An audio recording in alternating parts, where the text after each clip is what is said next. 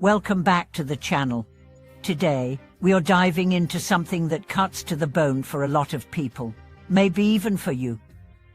Have you ever felt like no matter how good your intentions were, no matter how kind your actions, no matter how pure your heart, you were still misunderstood, criticized, or even blamed? Like you were the swan in a sky full of crows, singled out not for doing wrong, but for daring to be different, for choosing compassion over competition. Today, we are talking about why in a world that often celebrates nice, aggression and conformity, being good, truly good, isn't always easy. Why standing for something, being gentle, staying honest, and choosing kindness can sometimes feel like a disadvantage, but more importantly, why you must never, ever abandon that goodness. Let's begin with a truth that hurts to say out loud. Being kind doesn't guarantee fairness. Being good doesn't guarantee approval. Being honest doesn't guarantee understanding. In fact, more often than not, those very qualities make you a target. Let me tell you about someone I knew. Her name was Michelle. She was the kind of person who would stop to help a stranger, defend the underdog, or stay late at work without complaint. She had integrity that was almost inconvenient. But in her office, she was seen as too soft. When she disagreed, she did so quietly and respectfully, yet was labeled weak. When she stood her ground, she was called difficult. When she didn't gossip, she was accused of being aloof. It wasn't that she was doing anything wrong. She just didn't fit the mold. She was a swan in a world of crows, beautifully different, and thus misjudged. This happens all the time.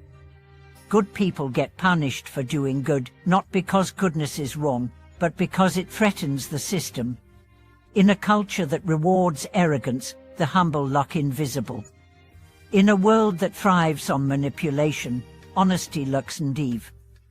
In environments built on hierarchy, those who lift others up instead of climbing over them are seen as too nice to lead. But here's the secret. Your goodness is not the problem. Their discomfort is. You're not being rejected for your flaws. You're being rejected for your light. And light always makes shadows nervous. Strong, good people trigger others not because they try to, but because they reflect back what others haven't yet confronted. When you live with integrity, you expose the ones who don't. When you choose peace, you unsettle those addicted to chaos. When you lead with empathy, you confuse those who only understand control. It's like walking into a room of people wearing masks, and you're the only one without one. You don't have to say a word. Your very presence is an act of rebellion. That's why the crows turn against the swan, not because the swan did anything wrong, but because it dared to be itself. Let's take this deeper. Think about how society responds to goodness. We admire it in theory, saints, heroes, icons of virtue. But in daily life, we mock it, we test it, we abuse it. We ask, why are you so sensitive? When someone speaks kindly, we say, you don't be a pushover. When someone forgives, we think, that's unrealistic. When someone believes in fairness. Why? Because we've been taught that power comes from dominance, that strength means control, that success is built on stepping over people, not walking with them. And yet, the people who truly change the world don't operate like that. Think about the greatest teachers, leaders, creators. Their impact didn't come from aggression. It came from authenticity, from compassion, from vision, from the courage to stay kind in a cruel world. Now I want to tell you about James. James ran a local non-profit helping teens get off the streets. He wasn't flashy. He didn't post his work online, but he showed up every single day. He mentored, listened, advocated, and yet he was often overlooked for grants and community praise. More vocal organizations got the attention. James just kept going. One day, a teenager he'd helped came back years later as a successful entrepreneur. He wrote a piece in a major magazine, saying, "James saved my life, not with words, but with consistency. He believed in me when I didn't. He treated me like a human, not a case. James never asked for recognition, but his goodness echoed. That's what real impact looks like: quiet, persistent, and often invisible until years later. So, if you've been doing the right thing and still feel unseen, here's what I want you to know. You are not alone. You are not broken. You are not foolish. You are part of a rare group, the quiet warriors, the gentle rebels, the authentic hearts who change the world not for an eyes, but for depth. Yes, it hurts to be misunderstood. Yes, it's exhausting to be the one who always tries to see both sides, to lift others, to stay fair when it's easier to be ruthless. But don't let that hurt harden you.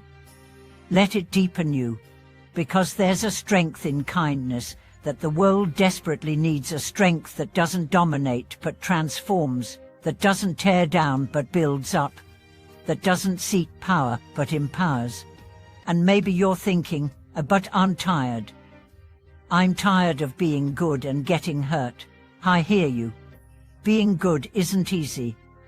It's a choice you make every day to act with love in a world that profits from fear, to be honest in a world that celebrates deception, to be soft in a world that confuses softness with weakness. But here's what you must remember. You are not here to be liked. You are here to be light.